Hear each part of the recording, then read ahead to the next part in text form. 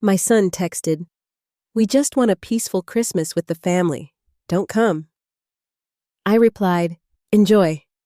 They had no idea I was hiding a fortune of $10 million. When my guests posted photos on social media, my phone rang 60 times. I'm glad to have you here. Follow my story until the end and comment the city you're watching from, so I can see how far my story has reached. I was sitting at my kitchen table drinking my morning coffee and watching the snow fall outside when my phone buzzed. A text from Michael. My heart did that little flutter it always did when I heard from my son. Even at 65, even after all these years of disappointment, we just want a peaceful Christmas with the family. Don't come. I read it 3 times before the words actually sank in. Don't come to Christmas. The Christmas I'd been planning for months. Buying gifts, preparing recipes, imagining my grandchildren's faces when they opened their presents. My hands started shaking. Not the gentle tremor that sometimes came with age, but the violent shake of someone whose world had just tilted off its axis. I set the phone down on the scratched wooden table and stared at those words until they blurred. 30 years of Christmas mornings. 30 years of getting up at 500 a.m. to start the turkey, of setting the table with my grandmother's china, of making sure everything was perfect for my family. And this is how it ends. With a text message, I picked up the phone and typed back with fingers that wouldn't quite obey me. Have fun. 2 words. That's all I could manage without falling apart completely. The silence in my small apartment felt suffocating. I looked around at the Christmas decorations I'd put up 3 weeks ago. The small tree in the corner decorated with ornaments my grandchildren had made over the years. The stockings hanging from my makeshift mantel. Each one carefully embroidered with a family member's name. Even Michael's wife Laura had a stocking, though she'd never once thanked me for anything I'd done for their family. I remembered last Christmas how Laura had rolled her eyes when I brought out the photo albums. How she'd whispered something to Michael about living in the past when I tried to share stories about his childhood. How my own grandchildren, Sophie and Ethan, barely looked up from their phones when I spoke to them. But I kept trying. I always kept trying. The worst part wasn't even the exclusion itself. It was the casual cruelty of it. We just want a peaceful Christmas, as if I was some kind of disruption, some unwelcome chaos they needed to avoid. As if 45 years of single motherhood, of working 2 jobs to keep them fed and clothed after their father died, of sacrificing every dream I'd ever had, meant nothing. I walked to my bedroom and opened the bottom drawer of my dresser. Underneath my winter sweaters was a wooden box I hadn't touched in months. Inside were letters. Letters from Michael when he was in college, thanking me for the care packages, for the money I'd sent when he was broke, for always believing in him. Letters from when Sophie was born, telling me what an amazing grandmother I was going to be. When had it all changed? When had I become the burden instead of the blessing? I think it started when Michael married Laura. She came from money, real money, and suddenly my little apartment wasn't good enough. My homemade gifts seemed cheap next to her family's expensive presents. My stories about Michael's childhood became embarrassing instead of endearing. I became the poor relation they had to tolerate out of obligation. But I tolerated it because I loved them. Because family was supposed to stick together, no matter what. The phone rang, startling me out of my thoughts. For a moment, hope fluttered in my chest. Maybe Michael had realized how cruel his message was. Maybe he was calling to apologize. It was my neighbor, Catherine. And dear, I hope you don't mind me calling, but Richard and I were wondering if you'd like to join us for Christmas dinner tomorrow. The Weatherbys are coming, and the Ayers. We'd love to have you. Catherine and Richard lived in the penthouse of our building. I'd helped Catherine once when she'd locked herself out, and we'd become friendly over the past year. I knew they traveled in wealthy circles, but they'd never made me feel less than for living in a modest 1-bedroom apartment. I don't want to impose, I said automatically, though something inside me was already saying yes. Nonsense. We're having it catered by Le Bernardin, and honestly, we could use someone with your warmth there. Some of Richard's business associates can be rather stuffy. Le Bernardin. I'd read about that restaurant in magazines. The kind of place I'd never dreamed of eating at. What should I bring? I asked, my voice steadier than I felt. Just yourself, dear. Cocktails at 6, dinner at 8, and Linda dress up. It's quite a formal affair. After I hung up, I stared at myself in the hallway mirror. 65 years old, with graying hair, I colored myself and clothes from department store sales. What was I thinking, accepting an invitation to dine with millionaires? But then I remembered Michael's text. The casual dismissal. The assumption that I would just quietly disappear from their lives whenever it was convenient. Maybe it was time to stop making myself small for people who didn't appreciate what I had to offer. I walked to my closet and pulled out the black dress I'd bought for Michael's wedding, but never worn again. It still fit mostly. I'd wear my mother's pearl necklace, the one piece of jewelry I owned that looked expensive. As I hung the dress on the closet door, my phone buzzed again. Another text, this time from my daughter-in-law. Thanks for understanding. The kids are excited for a quiet Christmas with just us. I deleted the message without responding. Tomorrow, while they were having their peaceful Christmas, I'd be dining with people who actually wanted my company. For the first time in hours, I smiled. The next morning, I woke up with a strange sense of clarity. Maybe it was the finality of Michael's rejection. Or maybe it was the prospect of spending Christmas somewhere I was actually wanted. But something had shifted inside me during the night. I made my coffee and sat down at the kitchen table with my laptop. For the first time in months, I logged into my investment account. The one Michael had no idea existed. $10 million. I stared at the number on the screen, the same number I'd been staring at for the past 3 years since Aunt Margaret died. My father's sister, the one who'd never married and had made a fortune in tech stocks back in the 70s.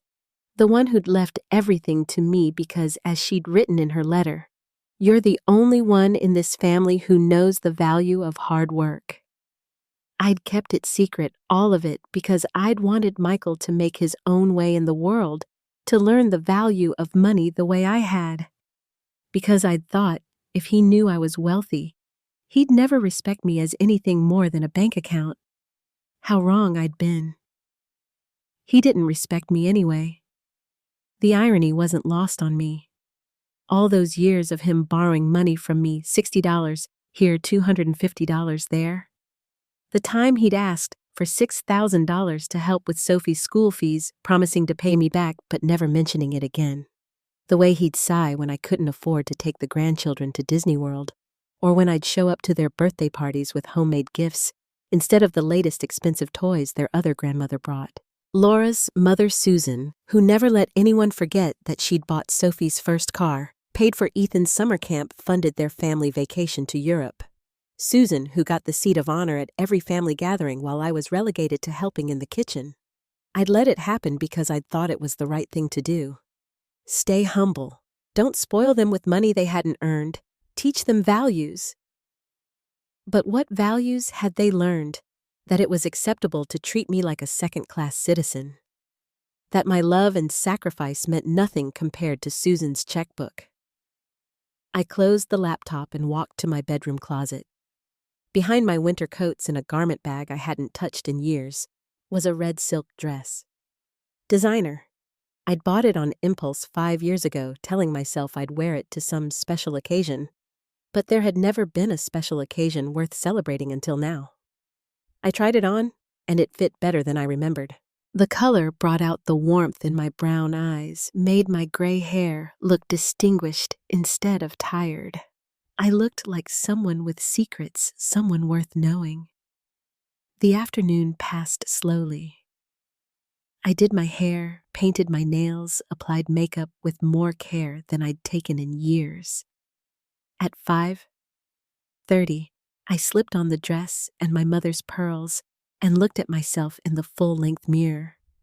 I looked like money, old money, the kind of woman who belonged in penthouses and private clubs, which I realized with a start I was. At exactly 6:30, I knocked on Catherine and Richard's door. Richard answered elegant in a perfectly tailored tuxedo, and his eyes widened slightly when he saw me. "Linda, you look absolutely stunning," he said, taking my hand and leading me inside. Their penthouse was everything my apartment wasn't.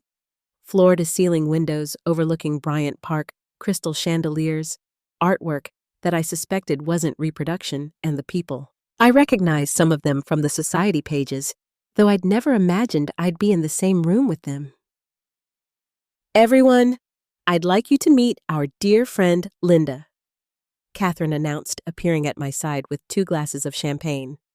"She's the one I was telling you about, the one who's been such a wonderful neighbor." The evening unfolded like something from a movie. I found myself deep in conversation with Eleanor Harris about her charity work with literacy programs. I discussed art with a museum curator. I even held my own in a debate about economic policy with a former hedge fund manager. It wasn't just that they were treating me as an equal. It was that I felt like one. For the first time in years, I wasn't defining myself by what I couldn't afford or what I couldn't provide. I was just a woman with my own thoughts and opinions and experiences worth sharing. "You know," Eleanor Harris said to me over dinner, "we're always looking for board members for the foundation. You have such insight into what really matters to working families." A board position, I almost laughed at the absurdity of it, except that she was completely serious. "I'd be honored to consider it," I replied, and meant it. It was past midnight when I finally returned to my apartment. I kicked off my heels and poured myself a glass of wine, still buzzing from the evening. I felt alive in a way I hadn't in years. My phone had been silent all day. No Christmas texts from Michael or the grandchildren. No calls asking me to bring dessert or help clean up. They were having their peaceful Christmas without me, and apparently they didn't miss me at all.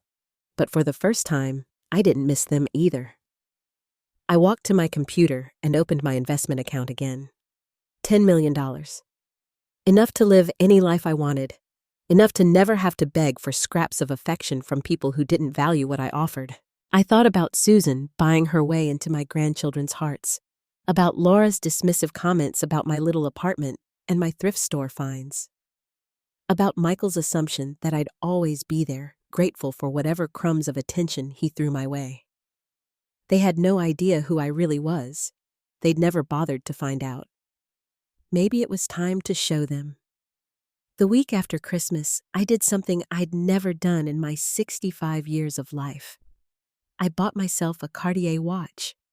Not because I needed to tell time better, but because I wanted to see how it felt to walk into Tiffany & Co. and buy something beautiful just because I could. The saleswoman's entire demeanor changed when I handed her my black American Express card. Suddenly, I wasn't just another elderly woman browsing. I was a valued customer worthy of champagne and private consultation rooms. "This piece would be perfect for you," she said, fastening a diamond tennis bracelet around my wrist. "It's from our new collection. I bought that too." That was just the beginning. By mid-January, I'd hired a personal shopper, a decorator, and a real estate agent. If my family wanted to treat me like I was insignificant, fine. But I was done living like I was insignificant. The apartment I bought was everything my old one wasn't. 2 bedrooms, marble countertops, a view that made people gasp when they walked in. It was in the same building as Catherine and Richard, 3 floors up from my old place, the same building where my son had never once visited me in 5 years.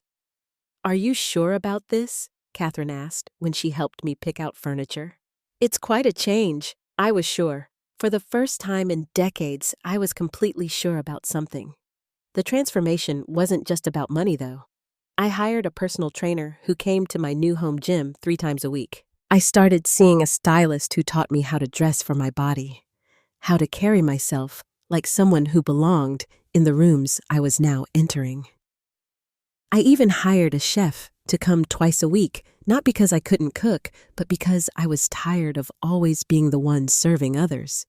Within 2 months, I was unrecognizable, not just physically, though the weight training had given me a confidence in my posture I'd never had. It was deeper than that. I moved through the world differently now, like someone who had every right to take up space. Eleanor Harris had been serious about the board position. The Harris Foundation for Educational Excellence met twice a month in a conference room that overlooked the East River. I found myself sitting around a mahogany table with people whose names appeared in Forbes magazine discussing million-dollar grants like they were grocery lists. Linda brings such a valuable perspective, Eleanor told the group during my third meeting. She understands what it's really like to struggle to make choices between paying bills and investing in your children's future. They listened when I spoke. Really listened. Not the polite half-attention I'd gotten used to from my family, but genuine interest in what I had to say. When I suggested we fund after-school programs in working-class neighborhoods, the room erupted in enthusiastic discussion. By the end of the meeting, we'd allocated $2 million to the initiative. $2 million more money than I'd ever dreamed of having access to. And now, I was helping decide how to spend it to change lives. My social calendar filled up quickly. Gallery openings, charity galas, private dinner parties in townhouses that had been in families for generations. I was photographed at a museum fundraiser standing next to a tech billionaire and his wife. The caption in the society pages read, "Linda Walker, philanthropist and foundation board member, discusses literacy initiatives with fellow donors." Philanthropist. I'd become someone worthy of a title. The strangest part was how natural it all felt. Not the money part that still amazed me every morning when I woke up in silk sheets and Egyptian cotton pajamas, but the respect the way people sought out my opinions, the assumption that I belonged in these spaces. This was who I'd always been inside, just buried under decades of making myself small. I started traveling. First a long weekend in Sonoma Valley with Catherine and Richard, staying at a resort where the cheapest room cost more than I used to spend on groceries in 3 months. Then a week in Rome with Eleanor, staying at a hotel where the staff remembered your coffee preference and the thread count of the sheets was higher than my old apartment's rent. Every experience felt like waking up from a long sleep. In Rome, I bought clothes that made me feel beautiful. In Sonoma, I learned about wine from a sommelier who treated me like someone whose palate mattered. I was discovering parts of myself I'd never known existed. The photos started appearing on social media in March. Not photos I posted. I barely understood Instagram, but photos my new friends shared. Linda at a charity auction bidding on a painting. Linda at a wine tasting laughing with the daughter of a real estate mogul. Linda at a private dinner party, seated between a prominent judge and a successful novelist. In every photo, I looked like someone who belonged, someone with substance and style and stories worth hearing, someone who mattered. I didn't think about Michael seeing them. I was too busy living my life to worry about who might be watching from the sidelines. But he was watching. They all were. The first sign came in April, a text from Laura. The first communication I'd had from any of them since Christmas. "Mom Walker, hope you're doing well. The kids were asking about you." I read it twice, trying to decode the sudden friendliness. Mom Walker. She'd never called me that before. It had always been Linda at best. Nothing at all most of the time. I didn't respond immediately. I was getting ready for a benefit dinner where I was being honored for my work with the Education Foundation. The dress I'd chosen cost more than I used to spend on Christmas presents for the entire family, and it was worth every penny. I looked like someone who had never begged for a seat at anyone's table. 2 days later, another text from Laura. "Sophie's spring concert is next week. She'd love to see you there." Now that was interesting. Sophie's last concert had been in December, right before Christmas. I'd asked Michael if I could come, and he'd said it was just for immediate family. Now suddenly, I was being invited. I showed the text to Eleanor over lunch at the Metropolitan Club. "Sounds like someone's been doing some research," she said, raising an eyebrow. "How long since you've heard from them Christmas Eve?" "When they uninvited me from Christmas dinner." Eleanor's expression hardened. She'd heard this story before during one of our long conversations about family and loyalty and the difference between the two. "And now they want you back. How convenient." It was convenient. Suspiciously so. That evening I was having dinner at home when my doorman called up. "Mrs. Walker, there's a delivery for you." "Flowers?" The arrangement was elaborate and expensive. White roses and lilies. The kind of display that cost several hundred. The card was signed by Michael. "Thinking of you, Mom. Love, Michael, Laura, Sophie, and Ethan." I stared at the card for a long time. 6 months of silence and now flowers. Now invitations. Now Mom Walker instead of just Linda. Something had changed. Something had made them remember I existed. I walked to my laptop and opened Google typing in my own name for the first time in my life. The results made my breath catch. There I was in dozens of photos from the past 4 months. Society pages, charity websites, foundation newsletters. Linda Walker at this event. Linda Walker at that gala. Linda Walker donor and board member and honored guest. Linda Walker, who clearly had money. I leaned back in my chair and started to laugh, not because it was funny, but because it was so predictable. They hadn't missed me. They hadn't realized they'd made a mistake excluding me from their lives. They'd realized they'd made a mistake excluding my bank account. The phone started ringing at 7 a.m. on a Tuesday in late April. I was in my home gym halfway through my session with Marcus, my trainer, when the first call came through. I glanced at the screen and saw Michael's name. I let it go to voicemail. "Mrs. Walker, you want to take a break?" Marcus asked, noticing my distraction. "No, let's keep going." "Whoever it is can wait." But the calls didn't stop. By the time I finished my workout, showered, and sat down for breakfast, my phone showed 17 missed calls, all from Michael. 17 calls in 2 hours. Whatever had prompted this sudden urgency wasn't good news for him. I poured my coffee and listened to the first voicemail while looking out at the city spread below my windows. The same city I'd always lived in, but now I was seeing it from a very different angle. "Mom, it's Michael. I really need to talk to you. Can you call me back as soon as you get this? It's important." His voice had an edge I hadn't heard since he was a teenager, asking permission to borrow the car. Nervous, needy. "The second voicemail, Mom. I know we haven't talked in a while, but I really need to reach you. Please call me back." By the 5th message, the desperation was impossible to miss. "Mom, I saw the photos online from the charity events. We need to talk. Please just call me back." So that was it. He'd finally connected the dots between the society page photos and his suddenly absent mother. The mother he'd discarded so casually 6 months ago was now appearing at galas and foundation meetings wearing clothes that cost more than his monthly mortgage payment. I set the phone aside and opened my laptop. There had been new photos posted just yesterday from the Literacy Foundation's spring benefit. I'd been seated at the head table right next to the mayor's wife and a prominent tech entrepreneur. The photographer had captured me mid-laugh at something Eleanor had said, looking completely at ease in a world of influence and wealth. The caption read, "Linda Walker, major foundation donor and board member, enjoys the evening's festivities." Major donor. That was new, but accurate. I'd written a check for $60,000 that night. Barely a dent in my investment account, but enough to fund 3 new after-school programs. The phone rang again. This time, I answered, "Hello, Michael." "Mom." His voice was filled with relief, like he'd been holding his breath. "Thank God. I've been trying to reach you all morning.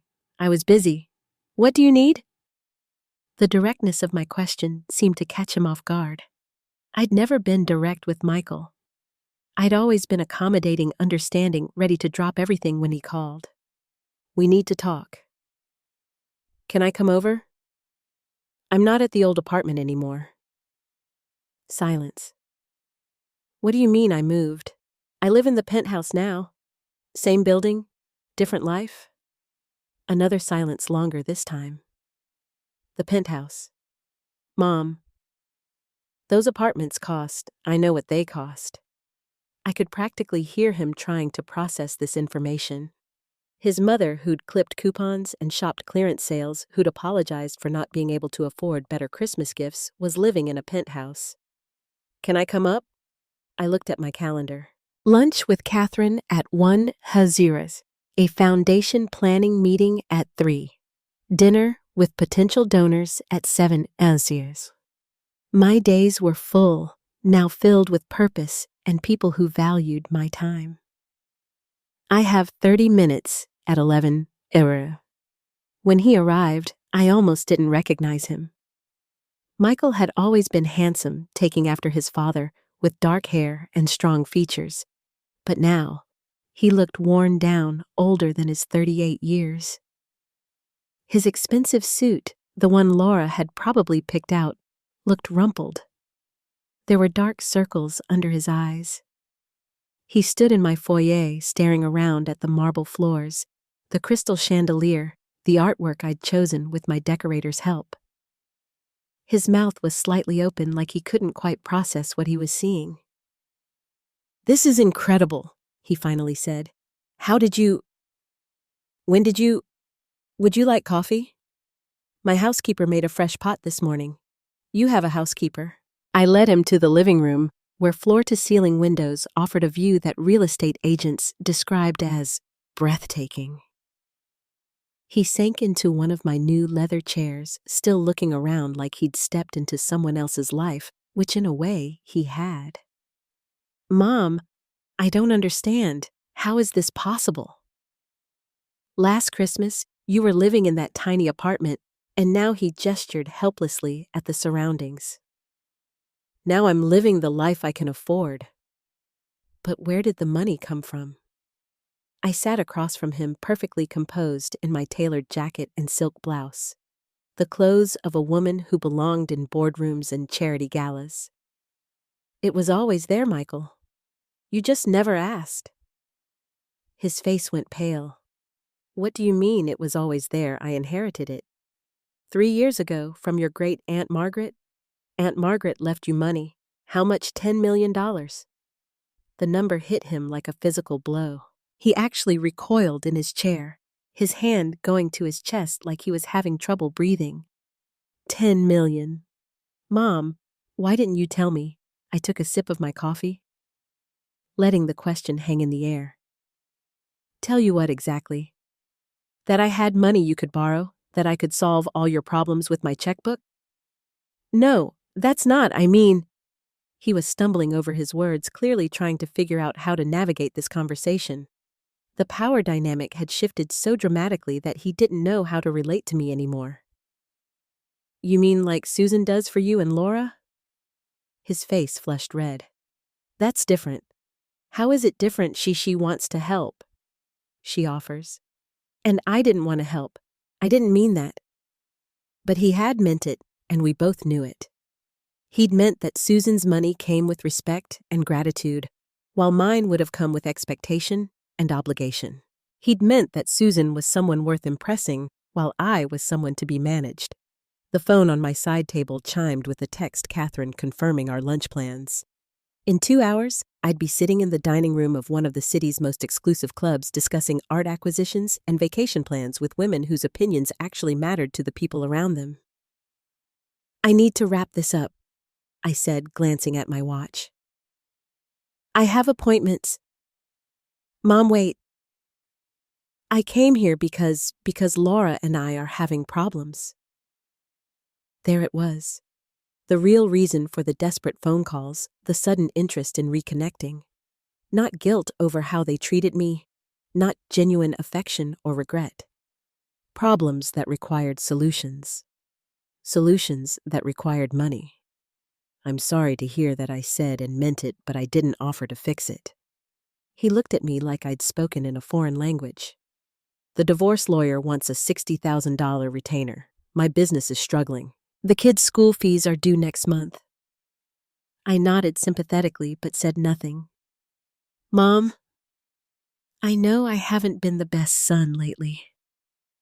I know I know we made mistakes, but I'm asking for your help. I'm family. Family. The word he'd used to exclude me was now the word he was using to claim me. You are family, I agreed. You're also the person who told me not to come to Christmas because you wanted peace. You're the person who never once asked how I was doing in the 6 months since then. You're the person who only called when you found out I had something you needed. His face crumpled. For a moment, he looked like the little boy who used to crawl into my bed during thunderstorms. I'm sorry. I'm so sorry, Mom. I was wrong. We were wrong. She influenced me and I let her. And I'm sorry. Laura influenced you to treat your mother like an inconvenience. She said you were trying to control us, to make us feel guilty for not needing you anymore. The honesty of it was brutal. Not needing me anymore. As if I'd only ever been valuable for what I could provide. And once they'd outgrown that need, I'd become disposable. And now, you need me again. He nodded miserably.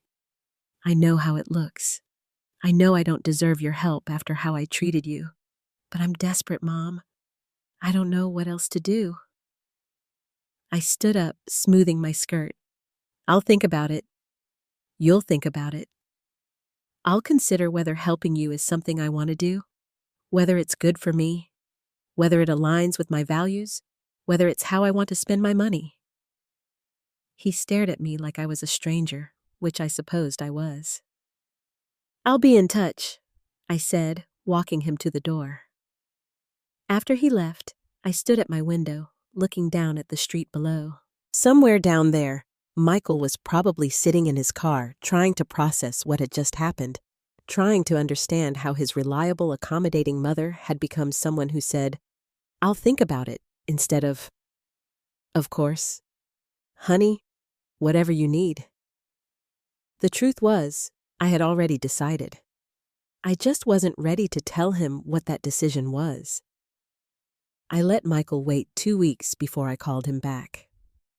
2 weeks during which my phone rang constantly. Not just from him, but from Laura too. Then Sophie, my 19-year-old granddaughter, calling with tears in her voice about how Daddy was so stressed and Mommy was crying all the time. They were pulling out all the stops, using every emotional weapon they'd never bothered to use when they actually wanted my company. When I finally invited Michael over again, I made sure the timing sent a message Saturday afternoon right after I'd returned from a weekend in the Hamptons with Eleanor and her husband. I was still wearing the linen dress I'd bought for their yacht party, still had salt air in my hair, and the satisfied glow of someone who'd spent 2 days being treated like she mattered. Michael arrived looking worse than before. The expensive suit had been replaced by jeans and a wrinkled shirt. His hair needed cutting, and there was a desperation in his eyes that made him look younger and older at the same time. Thank you for seeing me, he said as I led him to the living room. I know you're busy. I was busy. Busier than I'd ever been in my life and loving every minute of it. But I didn't tell him that. Sit down, Michael. We need to have a conversation. He perched on the edge of the sofa like he was afraid to get comfortable. I took the chair across from him, the same one I'd sat in 2 weeks ago when he'd first learned about my money. Before we talk about what you need, I said I want you to understand something about what I've learned these past few months. He nodded eagerly, like a student hoping to pass a test he hadn't studied for. I've learned that I spent 45 years of my life making myself smaller so that other people could feel bigger. I worked jobs I hated so you could have opportunities. I lived in apartments I'd outgrown so you could have college funds. I wore clothes that made me invisible so you could shine.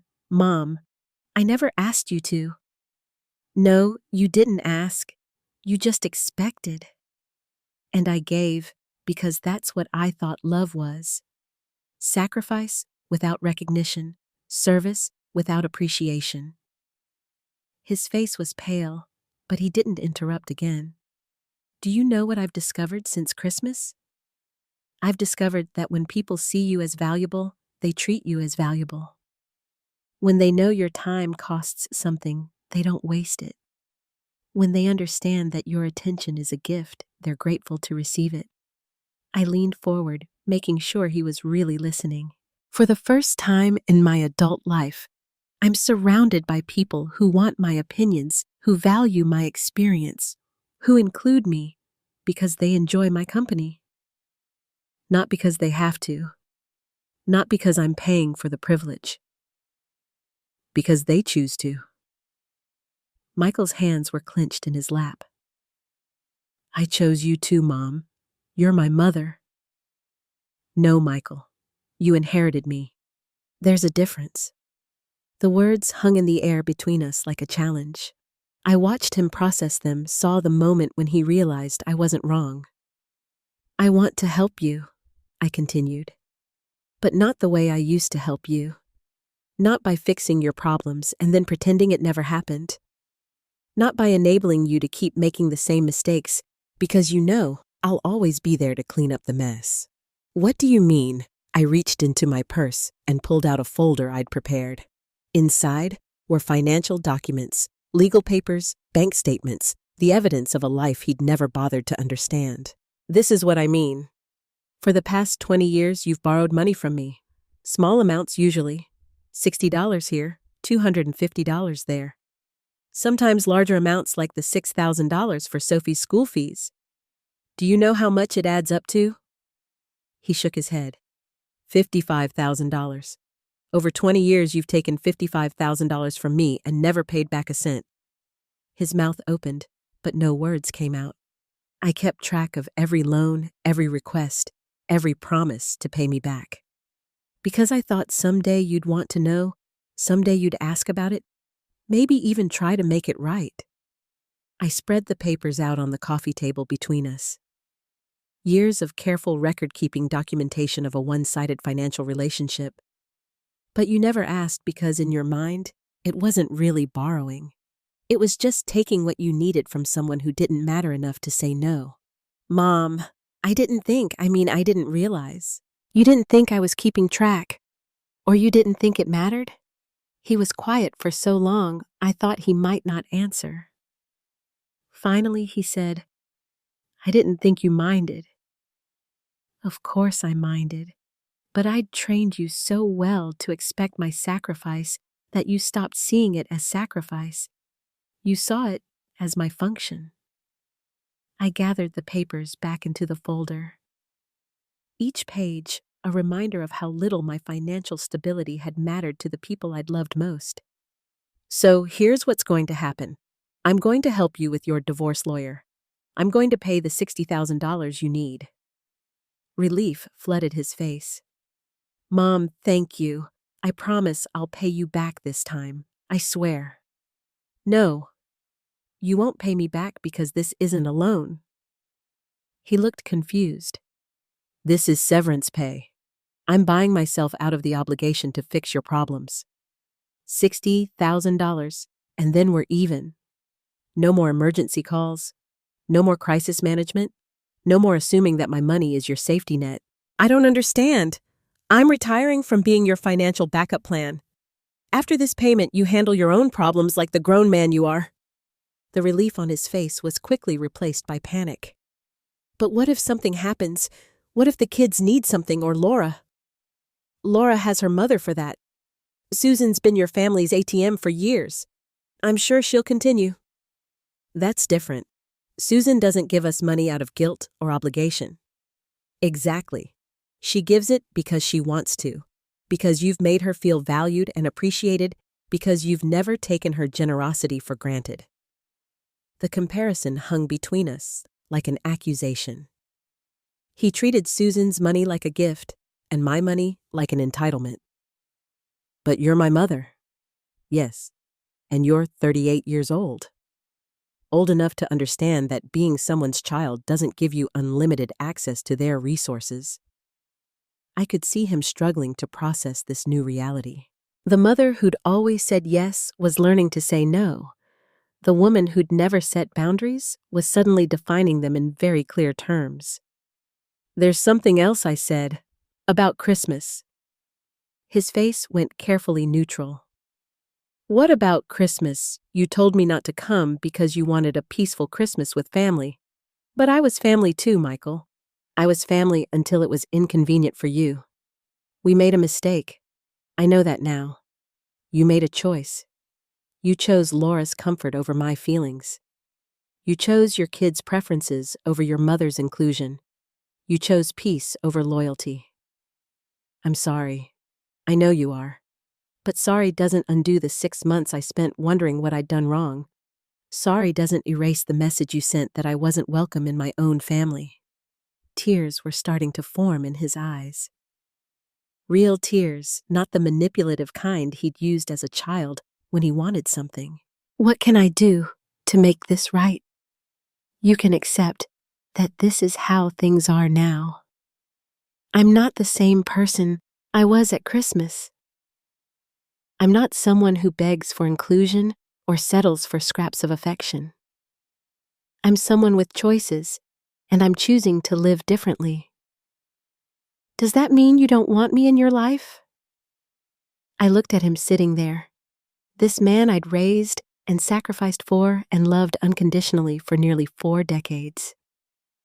He looked so young in that moment, so uncertain about where he stood with me. I want you in my life if you want to be in mine.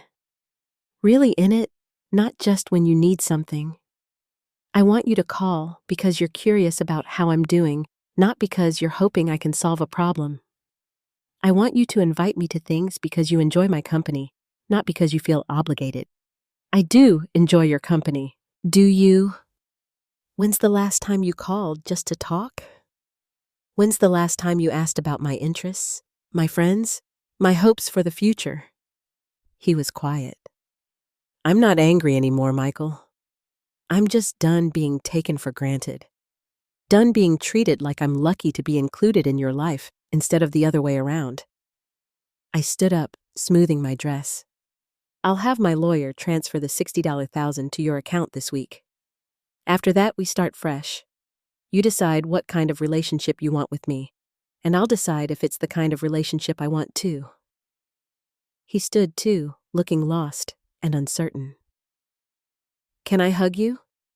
I let him, but it felt different than it used to. Less desperate on my part, more grateful on his.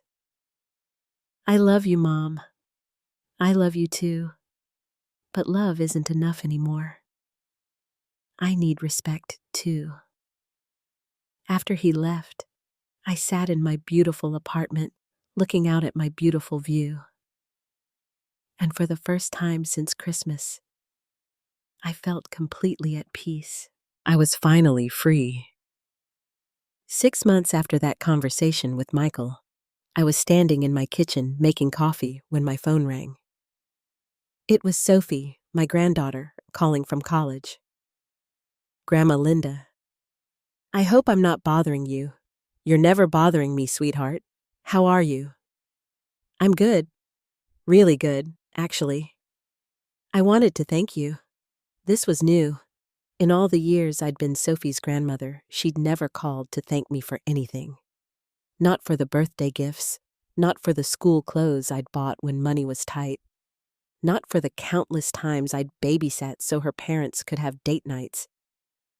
Thank me for what? For the college fund. Dad told me you set one up for Ethan and me. Nobody's ever done anything like that for me before. I smiled, remembering the afternoon I'd spent with my financial advisor setting up education trusts for both grandchildren. Money they could access for tuition and books and living expenses, but that Michael couldn't touch. Money that came with no strings attached and no guilt. You're welcome, honey. I want you to have opportunities. It's not just the money, though. It's that you thought about my future. Like, really thought about it. Mom's always so focused on what's happening right now, and Dad's always stressed about work. But you actually planned for something that hasn't happened yet. The observation was so mature, so insightful, that it caught me off guard. When had Sophie become this thoughtful young woman? Can I ask you something, Grandma? Of course. Are you happier now? The question surprised me. What do you mean Dad says you're different since you moved to the penthouse? He says you're more independent. And when I saw those pictures from your charity events, you looked so happy, like genuinely happy. I don't remember seeing you look like that before. I thought about how to answer.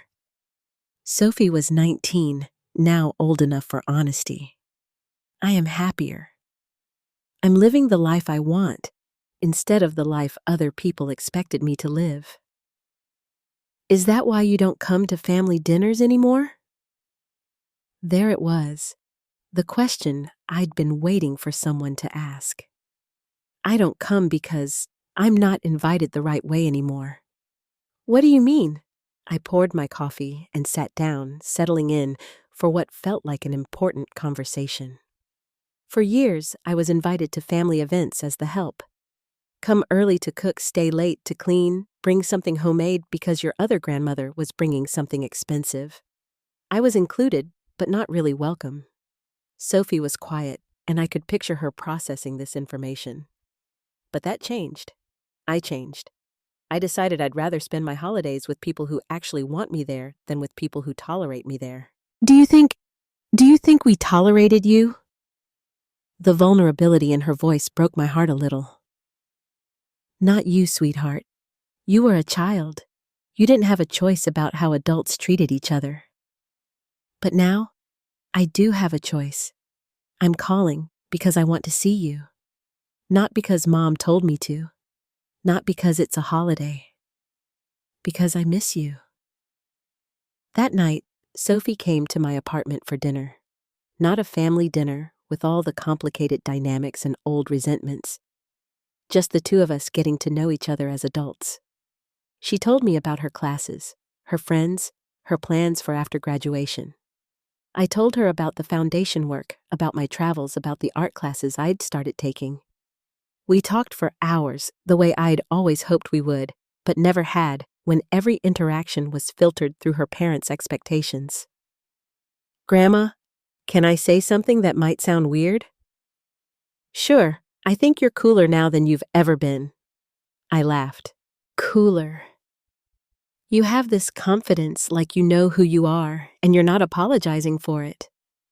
When I was little, you always seemed like you were trying to make everyone else happy. Now you seem like you're trying to make yourself happy. Is that bad? Are you kidding? It's amazing. I want to be like that when I'm your age. When Sophie left that night, she hugged me tighter than she had since she was small. Can we do this again? Just us. Anytime you want. 2 weeks later, Ethan called. My younger grandson, now 16, and apparently capable of more insight than I'd given him credit for. Grandma Linda, Dad says you might not come to Christmas again this year. That's right. Can I ask why I explained it the same way I had to Sophie? About being wanted versus being tolerated. About choosing to spend my time with people who valued it. What if I wanted you there? Like really wanted you there? Not just because Mom says family should be together. Then we'll figure out a way to celebrate together. Maybe not on Christmas Day, but our own celebration. Would you teach me to cook that stuffing you used to make? Of course. So Ethan started coming over every other Saturday. We'd cook together and I'd tell him stories about his father as a child, about his grandfather he'd never met, about the family history. No one else seemed interested in preserving. He was a good kid, just caught in the middle of adult complications he'd had no part in creating. The real surprise came in November. Michael called, and for once, it wasn't because he needed something.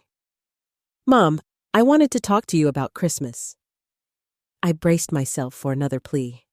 another attempt to guilt me into participating in their version of family harmony. I know you're not coming to our house, and I understand why, but I was wondering, would you be okay if I came to see you? Just me on Christmas morning before all the chaos starts. The request was so unexpected that I didn't answer right away. I'm not asking for anything, he continued.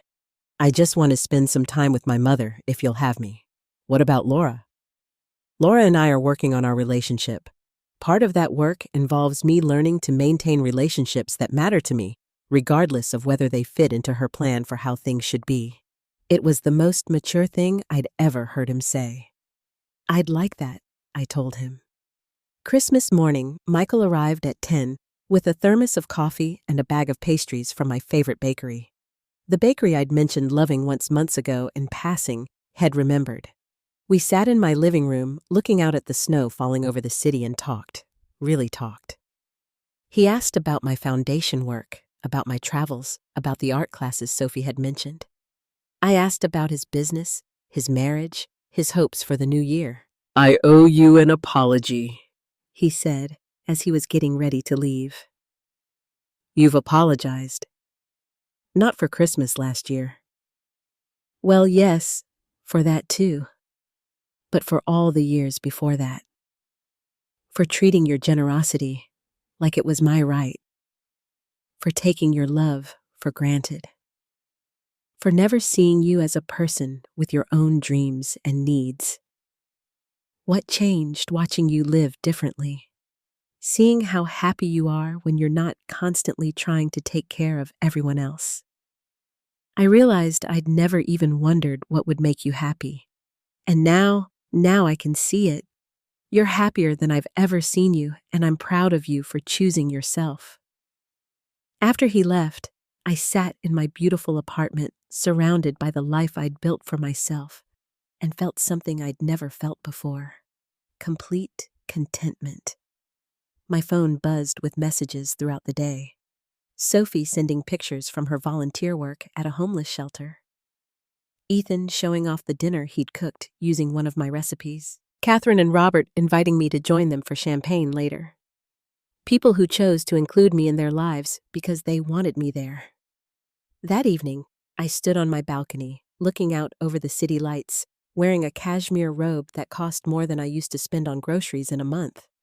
And I thought about the woman I'd been a year ago, the woman who'd accepted exclusion as the price of peace, who'd made herself small so others could feel big. She was gone now, replaced by someone who understood her own worth.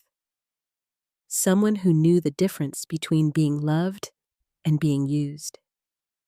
Someone who had learned that the best relationships are chosen, not inherited. My phone rang. Eleanor calling from her vacation home in Aspen. Linda, darling. I hope you had a wonderful Christmas. I wanted to let you know that the Foundation Board voted yesterday. We'd like you to chair the Education Committee next year. Chair the committee, leading meetings, making decisions that would affect thousands of children's futures. I'd be honored. Wonderful. Oh, and Richard and I are having a small dinner party when we get back. Just 8 or 10 people, very intimate. You simply must come. After I hung up, I poured myself a glass of wine and raised it in a toast to the empty apartment, to the life I'd chosen, to the woman I'd become. Here's to new beginnings, I said aloud. And somewhere in the city below, my family was learning to miss me properly, learning to value what I offered instead of taking it for granted. Learning that love without respect isn't really love at all. I'd given them the greatest gift I could, the opportunity to choose me freely, without obligation or guilt. Some of them were rising to the occasion, others weren't. But for the first time in my life, that was their choice to make, not mine. I was finally completely, beautifully free. Now I'm curious about you who listened to my story. What would you do if you were in my place? Have you ever been through something similar? Comment below. And meanwhile, I'm leaving on the final screen 2 other stories that are channel favorites, and they will definitely surprise you. Thank you for watching until here.